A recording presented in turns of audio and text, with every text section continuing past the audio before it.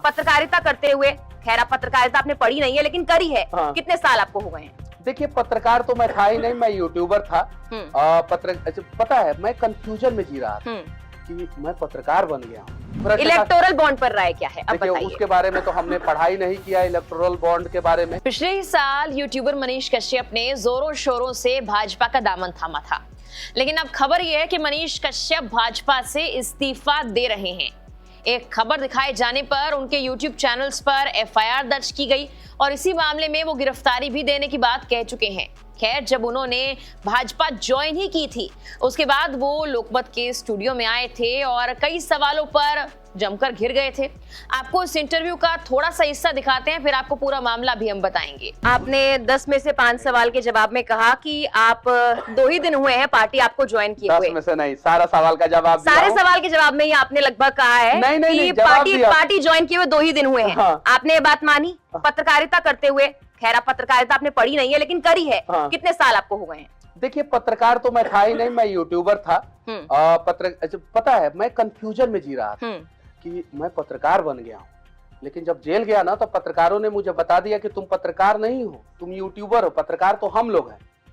ये चीजें हमको पता चल गया। जानते हैं कैंसर से कितने लोग मरते हैं? 9 लाख लोग मरते हैं। और पत्रकारों लोगों के पत्रकारिता में ये नहीं है कि कैंसर के खिलाफ बोले, का है कि अखबार में फ्रंट पेज पे उसी का ऐड आता है। उन लोगों ने मुझे बता दिया कि मनीष तुम पत्रकार नहीं हो, तुम हम लोगों के साथ नहीं हो, हम लोगों की श्रेणी में नहीं हो, तुम अलग हो। तो जेल से निकलने के बाद मैं यूट्यूबर हूँ, वो ये अलग मनीष कश्यप भले ही यूट्यूबर है, भले ही पत्रकार है, भले ही नेता बन गया, भ्रष्टाचार पर आपकी राय क्या है? एकदम बिल्कुल भ्रष्टाचार खत्म होना चाहिए और बिहार में अभी भी ग्राउंड लेवल पे भ्रष्टाचार है। एक शब्द ज्यादा बोल दिया मैं आपको, एकदम भ्रष्टाचार। इलेक्टोरल बॉन्ड पर राय क्या है, अब बताइए। उसके बारे में तो हमने पढ़ाई नहीं किया, इलेक्टोरल बॉन्ड के बारे में। यूट्यूबर बन गए तो भी पढ़ाई नहीं की, इंजीनियर बन गए तो भी नहीं सुनिए, आपने बहुत बोल दिया। अब एक बार हमें सवाल करने दीजिए, आप जवाब दीजिएगा, बहुत टाइम आपको मिलेगा।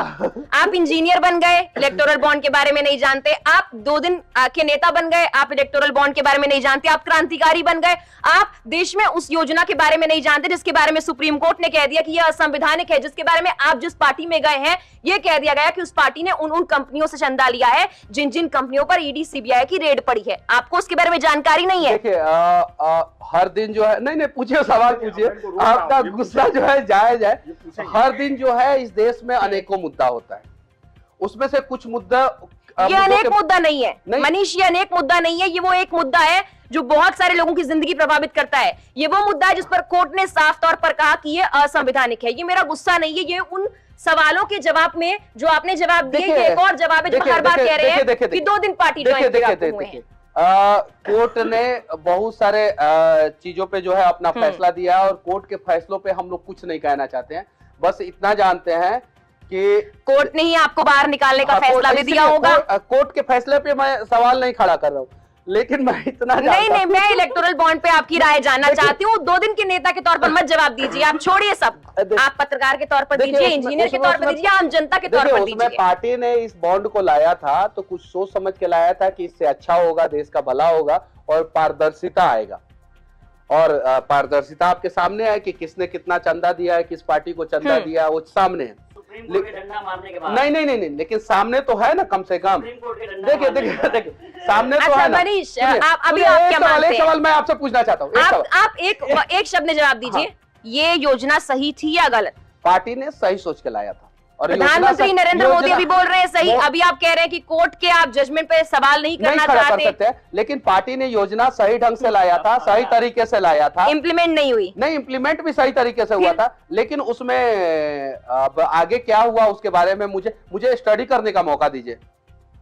आप खुद ही कह रहे हैं पारदर्शिता के तौर पर लाई गई थी। अब आप कह रहे हैं आपको स्टडी करने की जरूरत है। बाद में क्या हुआ उसके बारे में मुझे जानकारी नहीं। चलिए, मैं इंतजार करूंगी। 2 दिन नहीं, 2 महीने के नेता जब बन जाएंगे ना, आपसे मौका मिलेगा सवाल करने का, फिर आऊंगी इस सवाल के साथ इलेक्टोरल बॉन्ड पर राय क्या। बिहार के चर्चित यूट्यूबर मनीष कश्यप ने भारतीय जनता पार्टी यानी भाजपा से इस्तीफा देने का ऐलान कर दिया है। उनके YouTube चैनल सच टॉक समेत 11 चैनलों पर छपरा में FIR हुई, जिससे कि वो भड़क गए हैं। यूट्यूबर ने अब ऐलान कर दिया है कि वो शुक्रवार को भाजपा छोड़ देंगे और उसके बाद छपरा जाकर गिरफ्तारी भी देंगे। उन्होंने आरोप लगाया है कि महिलाओं की आवाज उठाने के चलते उनके और अन्य YouTube चैनल्स पर सारण पुलिस ने FIR दर्ज की। बता दें कि मनीष कश्यप ने पिछले साल ही भाजपा ज्वाइन की थी। उन्होंने गुरुवार रात को एक सोशल मीडिया पर वीडियो डालकर ये बताया कि वो भाजपा छोड़ने वाले हैं और उन्होंने आरोप लगाया कि सारण जिले के दिगवारा में होली पर हुड़दंग करने और थाने को घेरने के मामले में पुलिस ने महिलाओं की पिटाई की थी।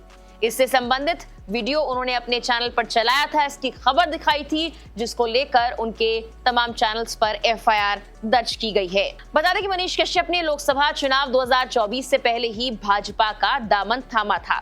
भाजपा सांसद मनोज तिवारी ने उन्हें पार्टी की सदस्यता दिलाई थी। पश्चिम चंपारण जिले के रहने वाले कश्यप उस वक्त चर्चा में आए थे जब तमिलनाडु में बिहारियों से पिटाई का फर्जी वीडियो चलाने के बाद उन पर कई मामलों में एक्शन हुआ था।